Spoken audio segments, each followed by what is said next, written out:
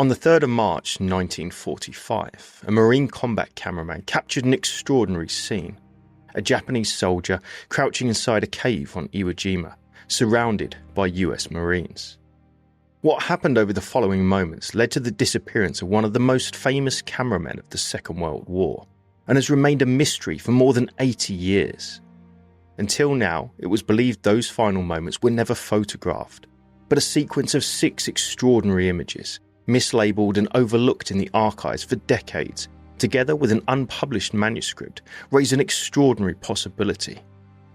Could the detail preserved within those photographs, combined with modern investigative techniques, finally reveal what happened that day, identify where those events took place, and for the first time since 1945, offer a genuine opportunity to find Sergeant William Homer Genaust? We believe our findings are compelling enough that we've now submitted them to the Defense POW MIA Accounting Agency in the hope that they may ultimately lead to his recovery. In this video, we'll present our complete investigation and invite you to follow it from beginning to end, examine every key piece of information, and decide whether our conclusions justify another attempt to locate his remains, and perhaps, one day, finally bring him home. But first, why is Sergeant William Bill Genaust so important? The answer is remarkably simple. He's best known for just 8 seconds of film. On the 23rd of February 1945, standing beside Associated Press photographer Joe Rosenthal and fellow Marine cameraman Bob Campbell on the summit of Mount Suribachi, Genaust captured one of the defining moments of the Second World War, the second raising of the American flag on Iwo Jima. Those 8 seconds transformed one of history's most famous photographs into one of its most iconic pieces of moving film. Yet those 8 seconds only tell a tiny part of Bill Genaust's story. By the time he landed on Iwo Jima, Bill had already established himself as one of the Marine Corps' leading combat cameramen, serving in one of the Pacific War's most brutal campaigns. Having already seen action and captured footage on Saipan and been engaged in frontline combat, earning the Bronze Star and Purple Heart along the way, the 38-year-old Marine landed on Iwo Jima with the opening waves on the very first day, with of course his camera rolling. His first shot, taken from LST-70, caught the assault waves of 1st Battalion 28th Marines approaching Iwo's Green Beach. Those men are identifiable by the flash of paint on their faces and the distinctive markings on this PFC's fatigues. Before the film was even a minute old, we already know precisely where Genaust was standing. Once ashore, he captured the utter chaos of the landing operation. The Japanese garrison had pre-sighted every inch of the beach and held their fire until the Americans were well ashore. They could scarcely miss. The beaches were soon covered in hundreds of casualties. Bill kept filming, and 4 days later would capture that famous second flag raising on Mount Suribachi.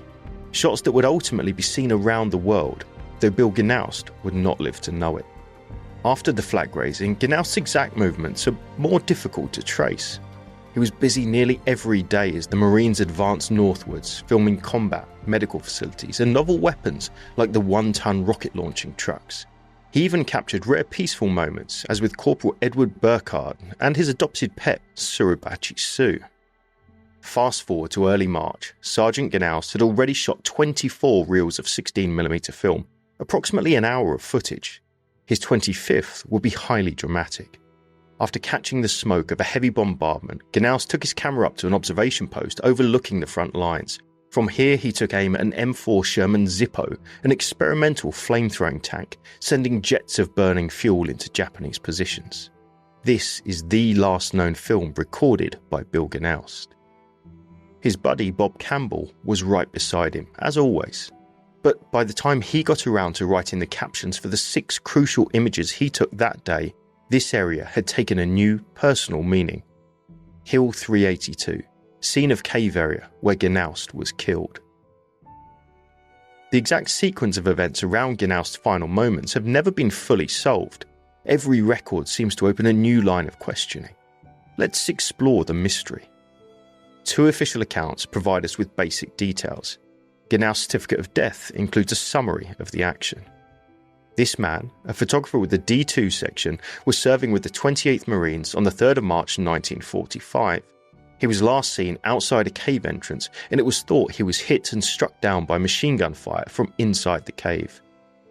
Lieutenant John K. McLean of the D2 section saw him fall to the ground in front of the cave, and shortly after, his body was covered by dirt and rocks when the cave entrance was blown up by the demolition team.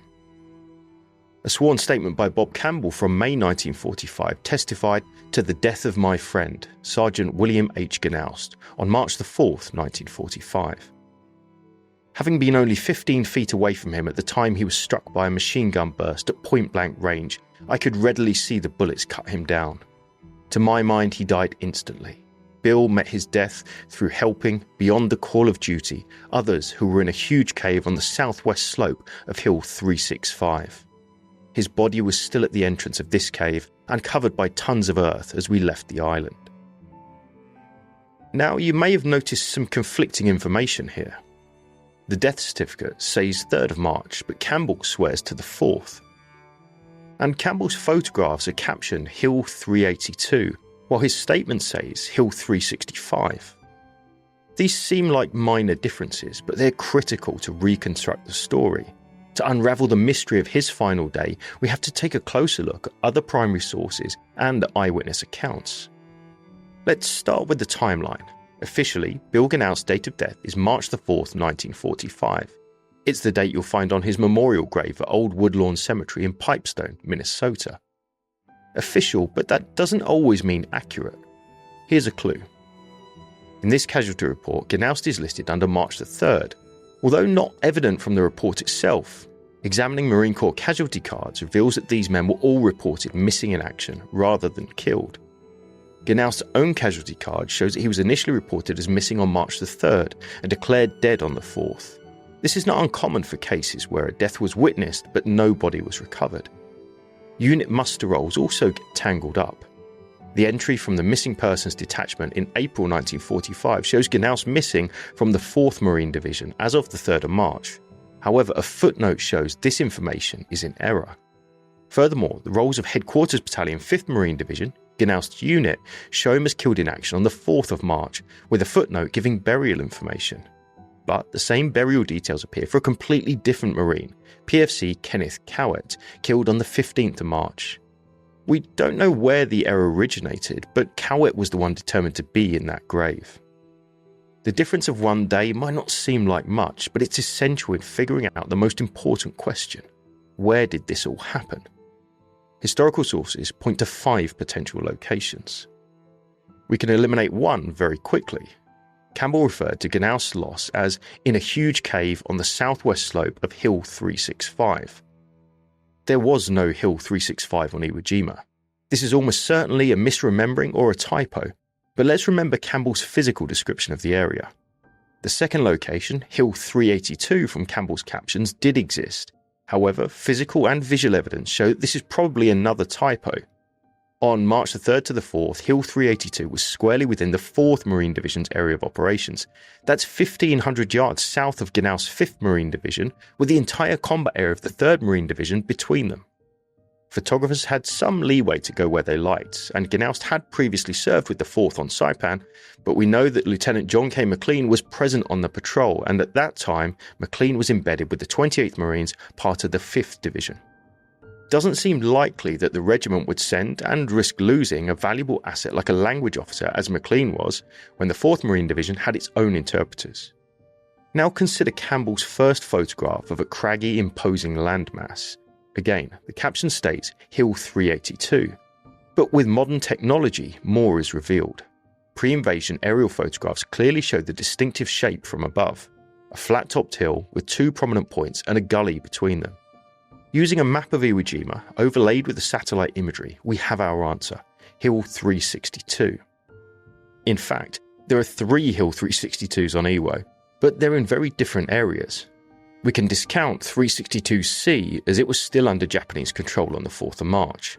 Hill 362B is more plausible, but was the scene of heavy combat on March the 3rd and 4th as elements of the 26th and 27th Marines pushed north towards Kita. And Genaust, according to his death certificate, was attached to the 28th Marines when he was killed. That leaves Hill 362A, a formidable fortification quite literally honeycombed with caves, gullies and hidden weapons protecting an extensive cave system.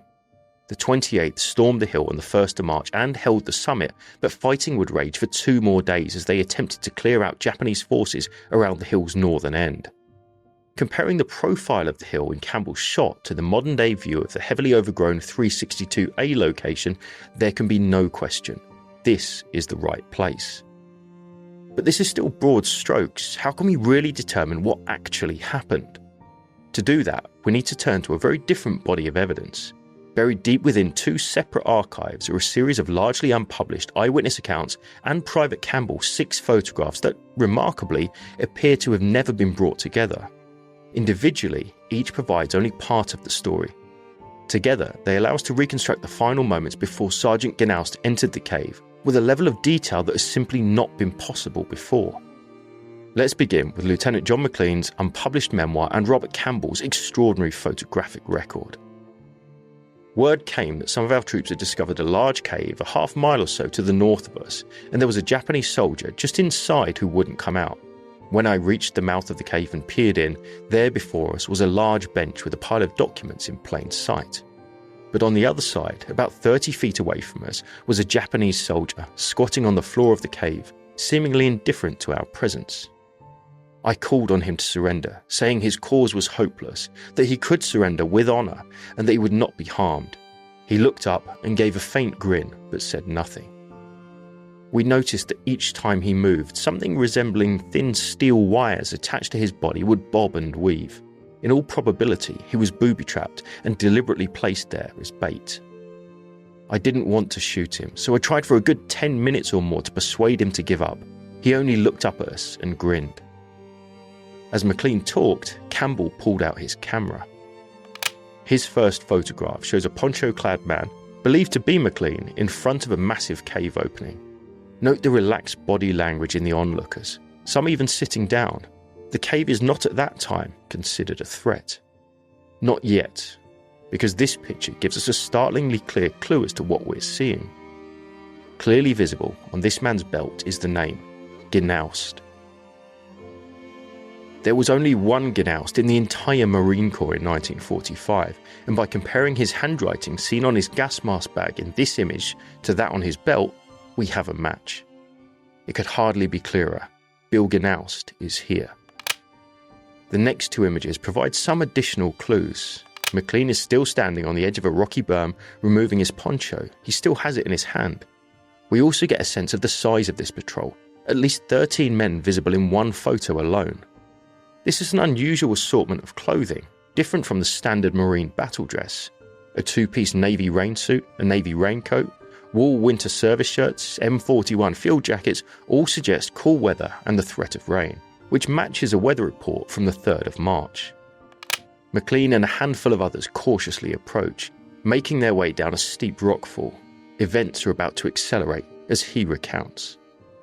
I decided to make one more try to show him we meant business and told one of the Marines with me to fire a shot close to him. When that produced no response either, I gave him one last chance and then gave the order to shoot him. I didn't want to do it, but we had no other choice. Now, normally this is where we pause to talk about this week's sponsor, but we're not going to do that this time. We've worked with Ver watches before, and one of the reasons they're such a good fit for us is that they love history too. When they heard what we were doing with this film, they basically said, "Don't worry about promoting anything. Good luck with the investigation, and we're happy to help support the research." Which, frankly, we thought was pretty classy. So that's it. A genuine thank you to Ver for helping us make this one. If you want to check them out afterwards, there's a link below. Right, back to Genaust. The immediate interior of the big cave appears fairly bright, but Hill 362A was riddled with tunnels and interconnected fighting positions. McLean, an experienced tunnel searcher, asked if anyone had a flashlight. Bill Genaust had one, and rather than lending it out, he decided to join the group going inside. As McLean reached for a stack of documents, Genaust switched on his light. All of a sudden, all hell broke loose. I don't even remember making a conscious decision on how to react. I only knew there were flashes of light and gunfire all around me, and I found myself racing along the wall of the cave. When I emerged from the entrance to the cave, I found myself trapped by the wall of the cliff on the side and a high pile of dirt in front and on the other side. To get to the other side and escape to safety, I would have to cross in front of the mouth of the cave itself. Instead of going directly up the slope, McLean evidently cut around to the left side of the cave, which appears to have been at a lower level. He now had to scramble over the very berm where he stood while speaking to the Japanese soldier, probably looking from this vantage point. The rest of the patrol had scattered. As McLean prepared to run for it, he glanced back down into the cave.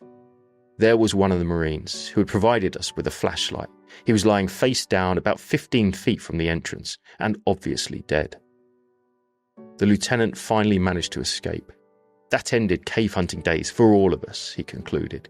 Engineers came and sealed the mouth of the cave with explosives. Tons of rubble buried Bill Genaust's body. He hasn't been seen since. But what of the others in the cave? In McLean's recollection, 3 of the 6 were killed and the other 2 wounded. A 1945 retelling of the story claims 2 KIAs. Who were these men and what happened to them? We've examined muster rolls and casualty cards for the 5th Marine Division headquarters and the 28th Marines, searching for possible matches.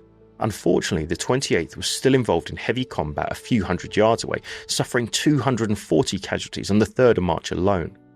With the sparse details available in these sources, narrowing down a list is extremely challenging. What we can say for sure is that Genaust's body was the only one still in the cave when the engineers arrived. Using the list of missing 5th Division Marines reported on the 3rd of March 1945, we tracked down casualty reports and determined that only 2, Genaust and Corporal Thomas James Miller, are still unaccounted for. Miller, a squad leader in Baker Company, 28th Marines, initially seems like a good match. However, he was last seen about 600 yards west of Hill 362A, just before a flame tank mistakenly fired on him and PFC Paul Watson. Watson was later identified as X-73, an unknown buried in the 4th Marine Division cemetery in May 1945. The man beside him, still unidentified as X-74, may well be Miller. This raises another question. Is it possible that Bill Genaust's body was recovered and buried as an unknown? A check of X-files from Iwo Jima shows this is unlikely. At 38, Genaust was old for a Marine, and he had a very distinctive pattern of dental work. None of the unknowns interred during the war match his age or tooth chart. This brings us to the key question: where exactly is Bill Genaust today? We don't know for certain, but we believe for the first time we can get very close. Campbell's photographs, now authenticated as those taken at the time of Genaust's death, appear to show a group of specialist Marines wearing clothing not commonly found on the front lines and very lightly armed. This is not a cave-clearing assault and demolitions team, but a primarily intelligence patrol. Heavy fighting was still going on, and the northern face was exposed to the enemy observation and direct fire. Calm body language suggests that these men are not being shot at. Thus, we can assume that they're on the southwest side, confirming Campbell's statement. We can also safely assume that the cave looks different today. Since it was blasted shut during the battle, and 80 years of erosion and vegetation have done their work, the mouth itself won't be immediately recognisable, but will likely show some evidence of a catastrophic collapse. However, Campbell's photograph shows some unique geological features outside the cave, including unique fracture patterns and bedding planes and nearby distinctive rock formations like this outcropping, which may still be visible today. We also get a sense of how tall the rock face is, perhaps 12 feet, so our cave should be fairly near the flat crest of the hill. That gives us a potential search site of 42 metres. And there's more modern evidence to consider. In 2007, the Joint POW-MIA Accounting Command, JPAC, sent a team to Iwo Jima to search for missing servicemen, including Bill Genaust. What they found is highly revealing. First, they focused all their attention entirely on Hill 362A. Using a map from the 31st Naval Construction Battalion, which surveyed this hill in 1945, they identified 12 viable areas. Teams on the ground narrowed the field to 8, tellingly, they're all on the southwestern slope.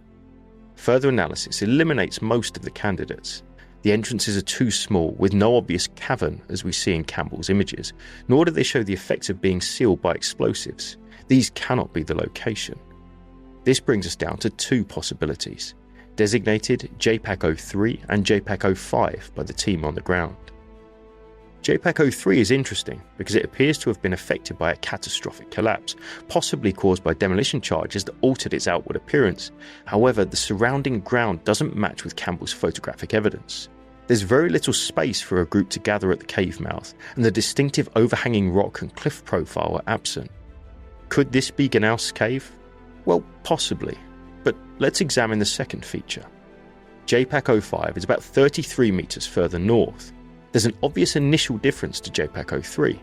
It's a broad recess feature consistent with Campbell's photographs. We can even see what might remain of the horizontal top of the cave mouth in this admittedly low-res photograph from 2007. The JPAC expedition felt the area had some promise, but due to time and equipment limitations, they were only able to excavate a metre of soil and rock. Campbell's photographs clearly show that the floor is substantially farther down, and so it's no surprise that the team could not break into the cave, given the available time and resources. Campbell's images of the cave interior also appear to show a series of pipes or tubes in the general debris. This is important, as archaeologists recovered a number of pipe-like objects from JPAC-05. Could they be part of a ventilation system? Water pipes? It's unclear, but let us know what you think in the comments. Despite impressive efforts, including a return to the area in 2008, Bill Genaust was never found. To our knowledge, almost 20 years have passed since the last attempt was made, but just maybe there'll be one more. It won't be easy. Iwo Jima is both a Japanese military facility and a mass war grave. There is no public access, official visits are limited to an annual veterans reunion, and exploring caves is strictly forbidden. But there may be a solution. Having spent literally hundreds of hours researching Bill's fate and consulting geologists, photogrammetry experts, senior military personnel and Marine Corps historians, we recently submitted, in partnership with the Missing Marines Research Group, a 24-page official report to the Defense POW MIA Accounting Agency, DPAA, outlining our findings and recommending a non-invasive survey of Hill 362A. The use of new technology in the form of a high-resolution LiDAR survey of the surrounding area which strips away foliage, paired with detailed on-the-ground imagery of JPAC-05 amongst others, would allow us to render a highly detailed, bare-earth 3D terrain model and make remote comparisons of Campbell's recently uncovered wartime photographs. And if a match can be made that conclusively identifies the location of the lost cave, just perhaps we can help bring Sergeant William Homer Genaust home at last. This story isn't over.